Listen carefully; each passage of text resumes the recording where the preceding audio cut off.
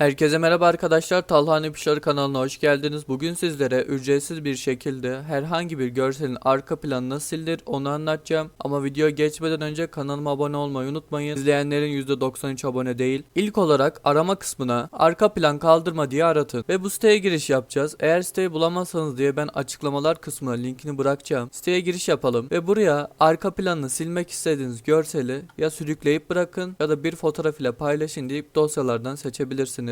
Ben sürükleme yöntemini kullanacağım çünkü masaüstüm çok karışık. Sürükleyip bıraktık ve birkaç saniye geçtikten sonra arka planı siliyor otomatik olarak. Buralardan isterseniz ayar da yapabilirsiniz ama ayar yapmaya gerek yok. İndire tıklayın, standart ve indi ve gördüğünüz gibi birisinin arkası beyaz, birisi saydam. Videomuz bu kadardı. Videoyu beğenip kanalıma abone olmayı unutmayın. Kendinize iyi bakın. Hoşça kalın.